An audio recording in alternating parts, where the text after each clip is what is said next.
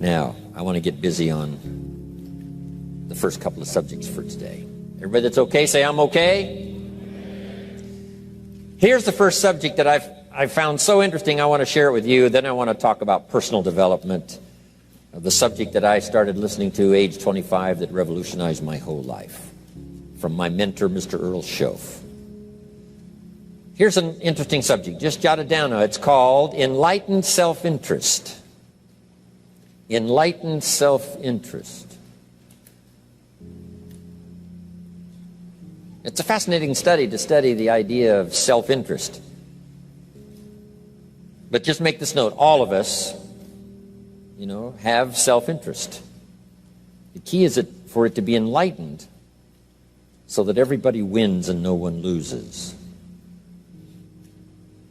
Our first interest is to survive. What does it take to survive? Our second interest is to succeed.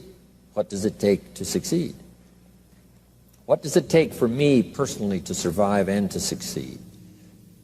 Can I legitimately be interested enough in the things that help me both succeed and survive?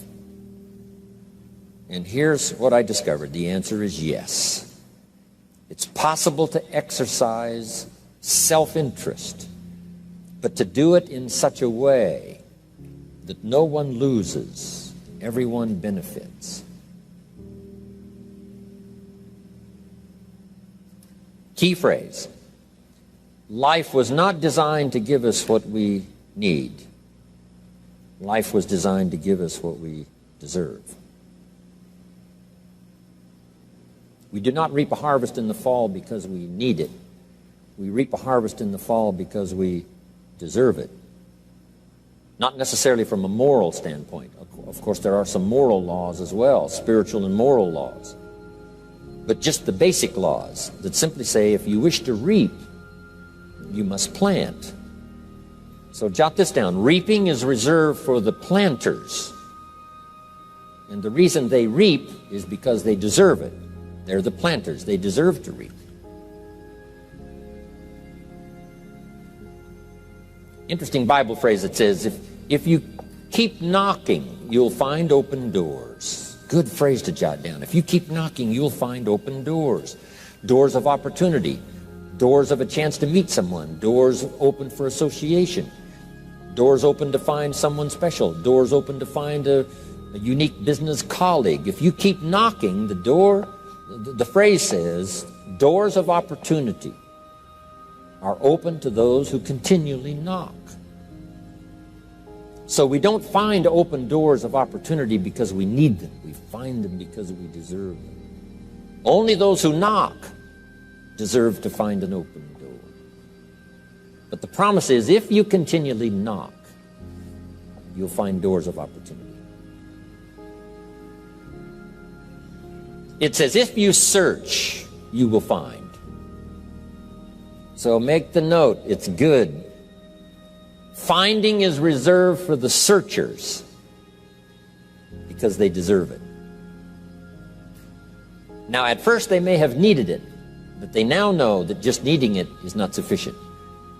But if they need it, now they must qualify for it. The reason why you're going to be blessed with good ideas this weekend is because you've come searching. You've gotten on an airplane to come searching. Got in your automobile to come searching. You got here searching. Now you're ready to receive. And for those who search, they will find answers. They will find plans, imagination to stir yourself into action for future benefit. So if you search, to find a good idea, you must go looking, go searching. You've got to go to church. You've got to go to class. You've got to go to the seminar. You've got to go to the library. You've got to go to the books if you wish to find. Rarely does a good idea interrupt you. Rarely. But if you will search, you will find. So we get not what we need, but we get what we deserve. It says if you ask, someone has an answer. If you keep asking, the answers belong to you, because by virtue of asking, you have qualified. So we don't get what we need, we get what we deserve. The mother on welfare should be taught in some small manner that hopefully she can begin deserving the welfare check. Not getting it because she needs it, but now starting to get it because she deserves it. If the welfare worker says to Mary, Mary, I brought a bucket of paint and a paintbrush, and the next time I come, if the door is painted and the fence here in front is painted, I give you the check for $450. Not that painting the door and painting the fence is worth $450. It's not worth that much, but it is the beginning of the process. So make that note. I want to begin the process of deserving. What would that be? What process should I begin engaging in to deserve good health, to deserve a good relationship, to deserve prosperity, to deserve an enterprise, to deserve the opportunity to build a city? What must I do to begin the process of deserving? So now the welfare worker comes back and the door is painted and the fence is painted, and now Mary gets the $450 to help take care of her children, not because she needs it, but because she's beginning to deserve it. Then the welfare worker thinks of some other project. She said, Mary, if these weeds are gone and this little garden is cultivated, when I come back, now that the door is painted and the fence is painted, if the weeds are gone and this little garden is cultivated, you get the $450.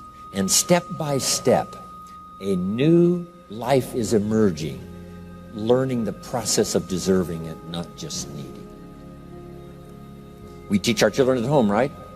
Child says, I need $10. So that language doesn't work here. There's plenty of money here, and the vaults are full. But to say I need $10 is not how you open the vault. So the child says what? Wow, how can I get that $10 that I need? So here's what they learn to say. How could I earn $10? Now the vault opens up. Now the money starts to flow. How could I earn $10? What could I do to earn the money?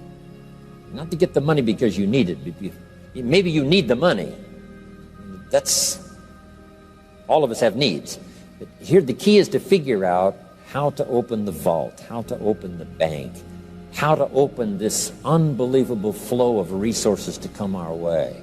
And here's the key: to deserve it, not to need it. You can't walk out to the field and say to the field, I need a crop. Here's what the field says. Here's what the ground says. Who is this clown that brings me his need but brings me no seed? So jot that down. Take your seed to the marketplace, not your need. Don't disclose your need to the marketplace, only your willingness. We'll talk about that a little later today. Because the marketplace is not interested in your need, but they are interested in your seed. They're interested in your willingness to work. They're interested in your disciplines. They're interested in your eagerness. They're interested in your vitality and your work ethic. That's what the marketplace is interested in. Not your need, but your seed. Okay. We get what we deserve. Old Testament God says, if you'll move toward me, I'll move toward you. See, that's how you get those occasions to meet God. You must make the move. God could say, you don't move, I don't move. You say, well, that's arbitrary. Well, when you're God, you can make it that way.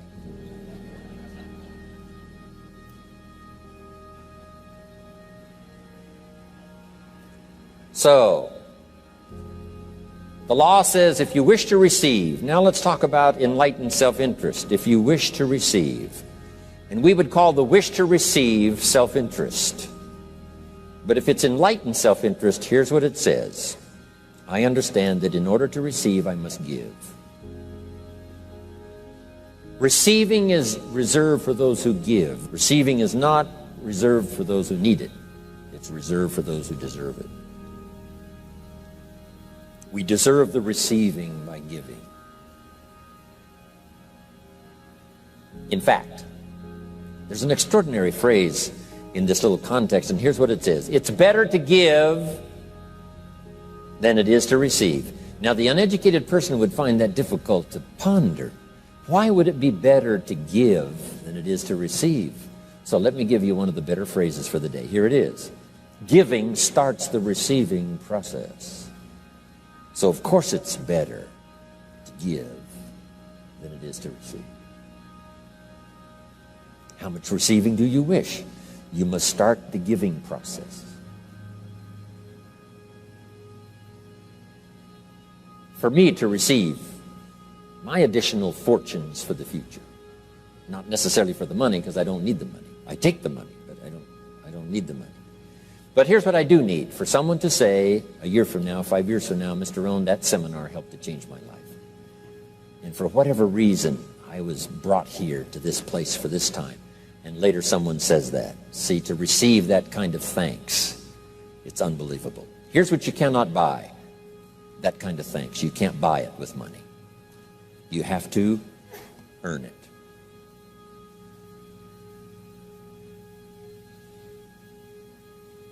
Now let's expand a little further now. That it's called the law of riches and wealth. In our own self-interest, if we wish to be rich and wealthy and prosperous and healthy and all the valuable things we can think of for the human experience, how could we get there? It's understanding the law of enlightened self-interest and the law of deserving. The question was asked in the Bible, how can we be great? What is the key to greatness? Great wealth, great return, great accolades, trophies to put on the mantle above the fireplace. How can we get great respect, great riches, great abundance for ourselves? How can we get that? And the answer was given, and here was the answer: find a way to serve. Find a way to serve the many.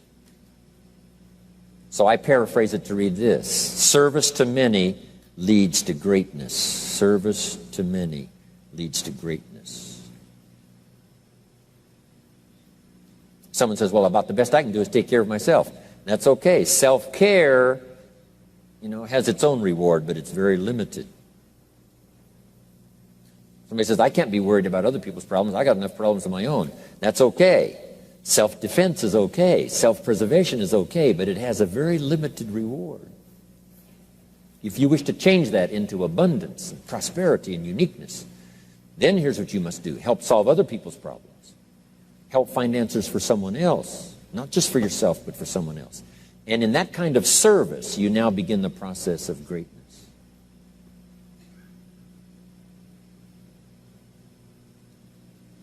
Someone asked the question, how can I be ruler over many?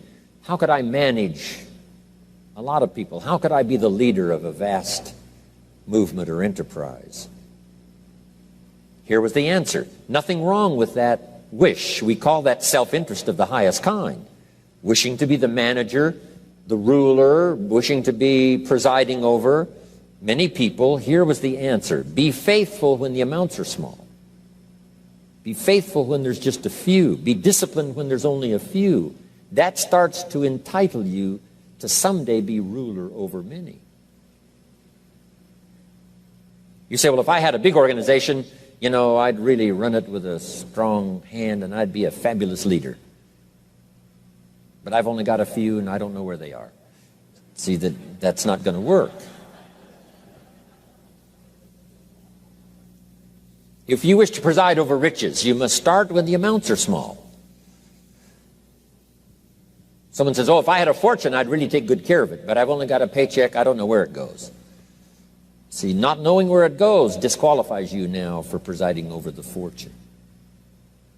We've all heard that, right? I don't know where it all goes. Did you ever hear that expression? Oh, we'd love to have you run the company. You don't know where it all goes. Somebody says, it just gets away from me. Oh, we'd love to have you run the world, right? It just gets away from you. Somebody says it's only pennies and it's only a few. Here's where you begin to qualify for abundance and riches and greatness and respect, is to be disciplined when the amounts are small. Someone finds it unique, right, that this many people would come and hear what I've got to say for a whole weekend, but this is not where I started. I started with just a few. But I was so on fire with the few, trying to translate for them in my awkward ways back then what had happened to me. My life got changed, my income got changed, my health got changed, everything got changed for the better. and now I've lived the most extraordinary life. But it started with my passion for just a few, to translate for just the few. Someone says, well, there's just a few here. You know, does this meeting matter when there's only a few? And the answer is yes. Jot this down. You never know who's in the audience, whether it's a few or 1,000 or whatever. But you got to be faithful when there's just a few. Tell your story when there's just a few. Be just as passionate about ideas that can change someone's life when there's just a few. Now you begin. You're not fully qualified, but you begin the qualification to someday speak to many. Someday preside over a vast crowd. Someday be the manager or the leader of millions. It starts in those early days to deserve it. Now, jot this down. Also give yourself a chance to change. Some things I held on to that I thought this was it, this was it. I'm telling you, after a while I gave it up, found out it wasn't it. So give yourself a chance to change. Refine your philosophy. Refine your direction. If you'll give yourself a chance to do that, here's what will happen down the road a ways. A new door will open that you haven't discovered before. Give yourself a chance to change. Reevaluate.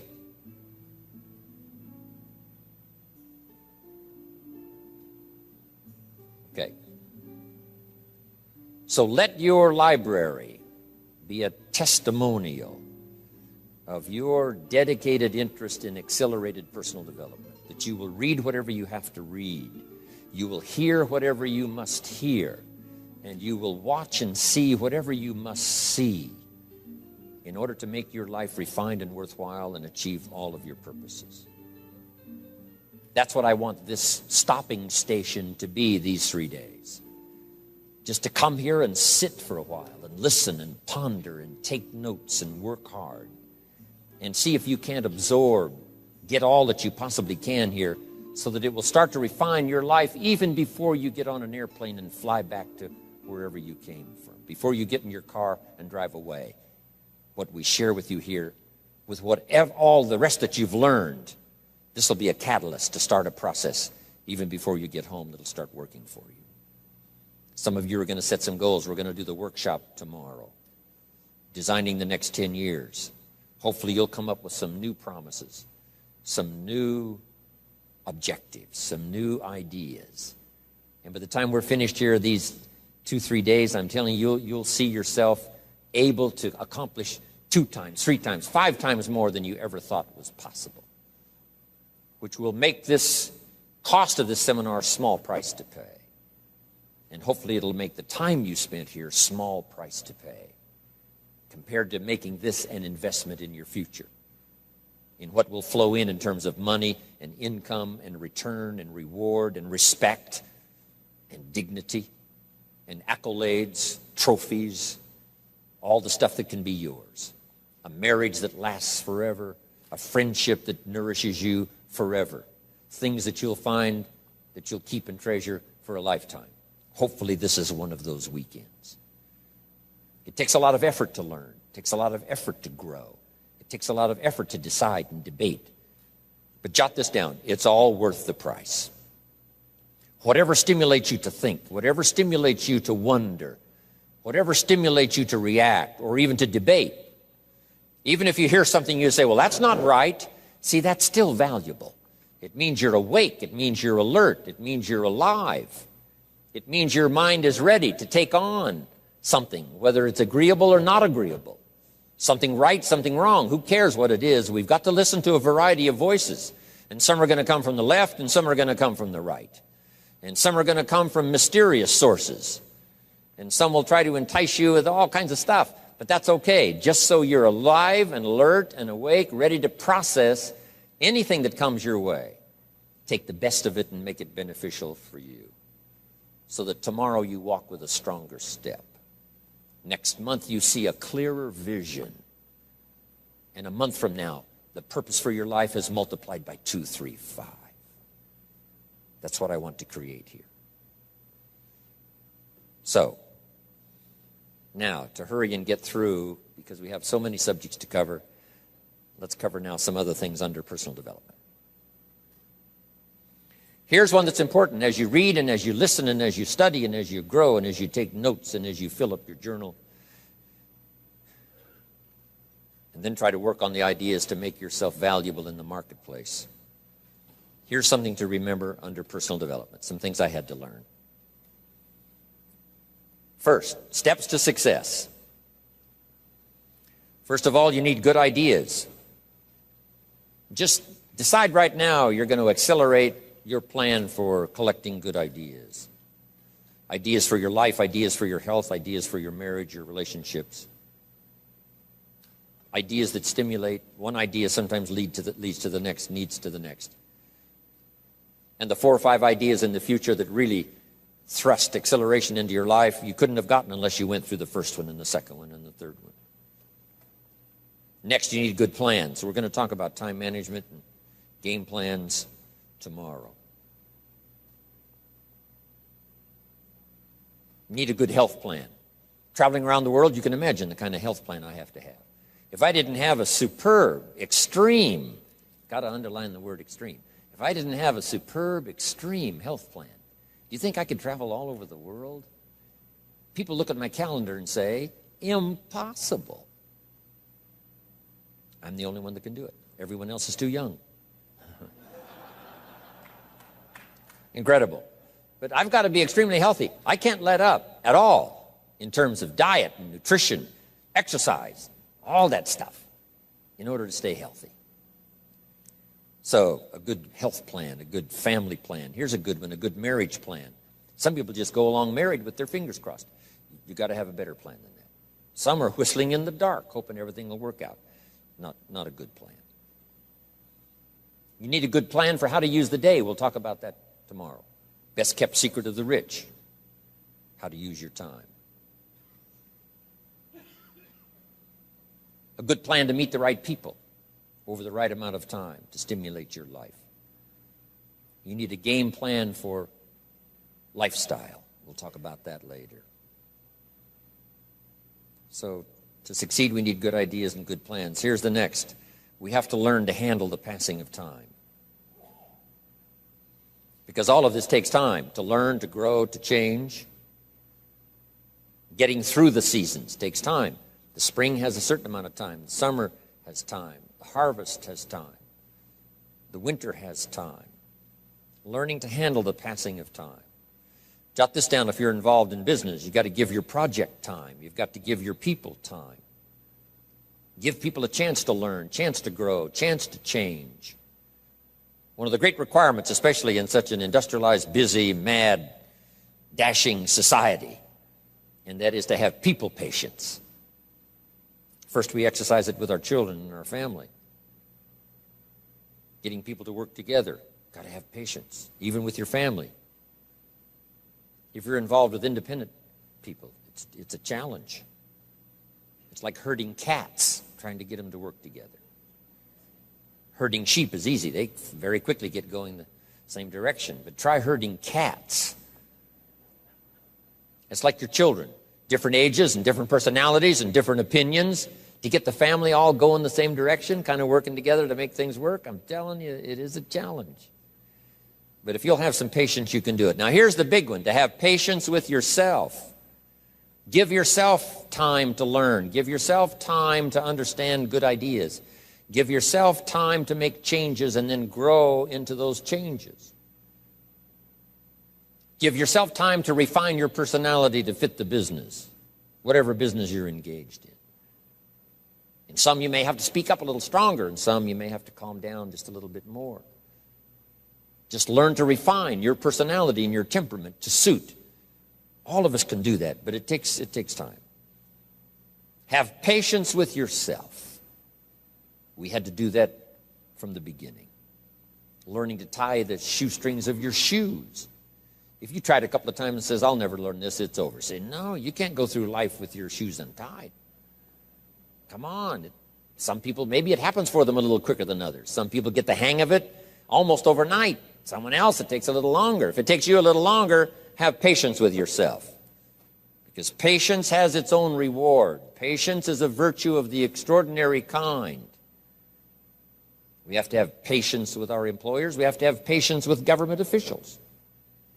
You've got to have patience with IRS. You've got to have patience with the Army. You've got to have patience with the FBI. Here's a good thing to remember while you're exercising patience. Usually enough good people will finally make it right. You just got to jot that down. Usually enough good people will finally make it right. Not everyone in the community is going to toe the line and do the moral thing. But let me tell you what, most will. That's how we create a society that we can live in. Most will. Every teenager will not obey all the rules and regulations and live a model life. Not everyone will, but jot this down. Most will. Enough will.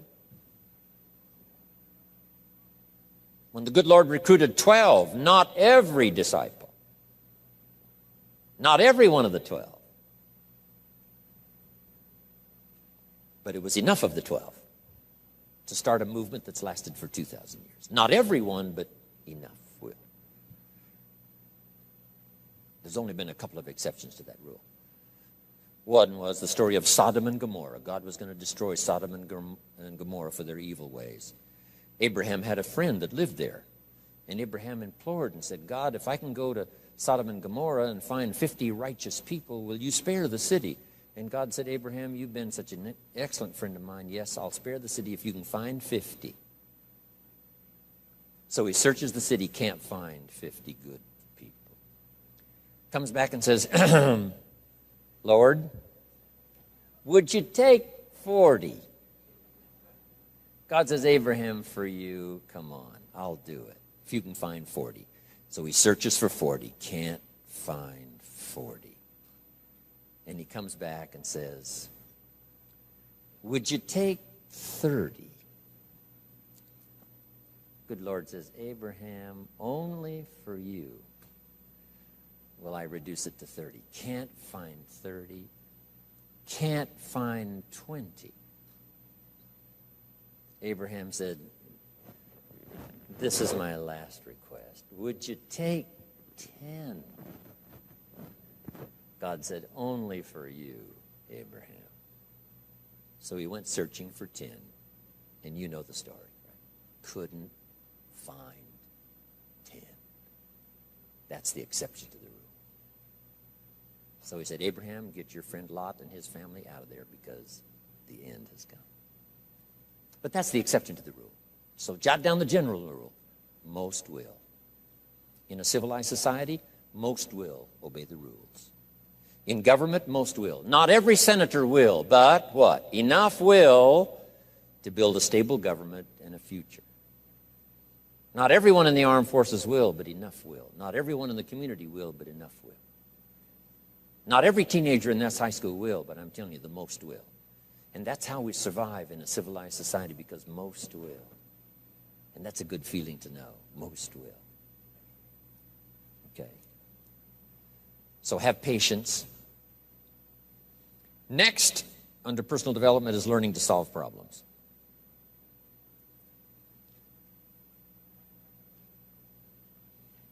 By the way, having patience with the seasons takes time to develop the crop. You can't plant the seed, dig around it in a few days saying, where is it, where is it? And you can't really help. All you can do is nourish. Some people plant in the spring, leave in the summer. Just haven't got the patience to last. So next comes solving problems. Business problems, family problems, personal problems, financial problems, emotional problems. There's all kinds. Here's a good idea I found in solving problems. Every once in a while you've got to, I haven't got it here, but I can just describe it for you. Take a piece of paper, put a line down the center of the paper, and on the left side describe the problem. So just jot that down. A piece of paper in half, on the left side describe the problem. Sometimes it's a good idea to take a problem out of your head and put it on paper. We'll talk a little bit more tomorrow about how to think on paper. This is one of the ways to think on paper. Our mind usually is too busy sometimes to sort things out. So if you take it out of your mind, put it on paper, what is the problem? And you should describe to the best of your ability what the problem is. And then ask this question, is that all of it? Because if you're going to prescribe something for the problem, you need to know what all of it is. When you've got it all listed, on the other side now of the paper is called answers and solutions. The problem on one side, answers and solutions on the other side. And now let me give you 3 questions. 3 questions that can help solve most any problem. Here are those questions. Number 1, what could I do? So just jot that down. What could I do? Then you start developing what we call working papers. And the working papers consist of making a list of the things you could do to solve this problem. Number one, and you say, well, number one would take too long. I can see that right now. Let's go to number two. Maybe that's the answer. Number three, no, that isn't it. And let's say you've got several points now and you've done your best to try to solve the problem yourself and you can't solve it yourself. Here's the second question. What could I read? Maybe somebody spent a lifetime researching the problem you've got, and they've got some excellent answers from a lifetime of research. Maybe in your own journal you've taken notes before on something. You say, hey, I remember a class I took. Seems like there were some answers there, so you go back, do a little research. So under number two is research. And if you search, what? You will find. If you research, you will find. Search and research.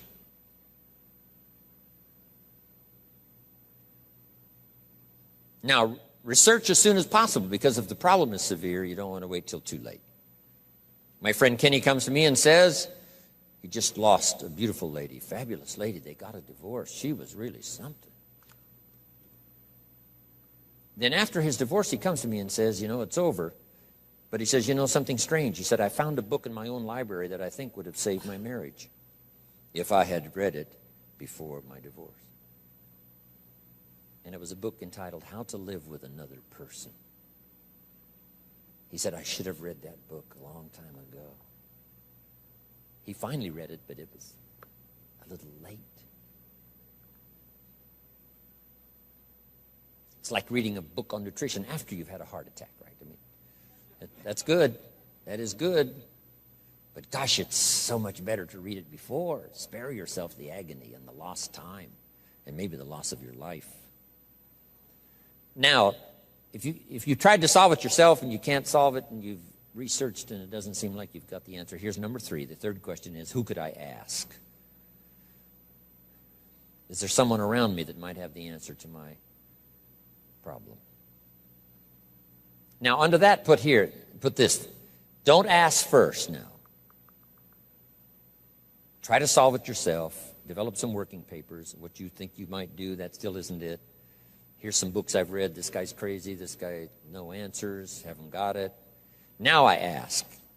But if you now can show your working papers to who you ask, you can't believe how swift the answer will come. All of us have heard this, but let's remind ourselves one more time and put it in your notes. We all love to help people who, first of all, try to help themselves. Back to the philosophy of deserve. I've tried to work it out, haven't got the answer. Maybe you can help me. Somebody is very willing to help you if they know you've tried first to help yourself. It works that way with our children, right? My daughter Linda, before she got married, used to travel a lot. She comes to me and said, Daddy, I'm headed for Thailand. I said, wonderful. She said, I've saved up my money. I said, fantastic. She said, I've got $1,000. I said, wonderful. She said, the kids wanted to go here, wanted to go there. I didn't go. They wanted to buy this, wanted to buy that. I didn't buy. I got my money put aside, $1,000. I said, Linda, unbelievable. You must be my daughter. That's fantastic. Now she said, to make the trip, I only need a couple of thousand more. An easy 2,000, right? But she knew she couldn't get the whole three. But she knew that if she worked hard to the best of her ability and put that first 1,000 together, the next two was easy, right? Okay. So, develop your working papers. Do your best to solve problems. Here's why you try to solve it on your own first. You need the mental and emotional muscle. You need the discipline. If you just quickly go to the answer, somebody that's got it, now you're not developing the muscle. You're not developing the discipline to solve your own problems, because there may come a day when there's no one else to ask. So you need the rhythm of learning, the rhythm of trying, the rhythm of seeing if you can do it first to build the emotional, mental muscle.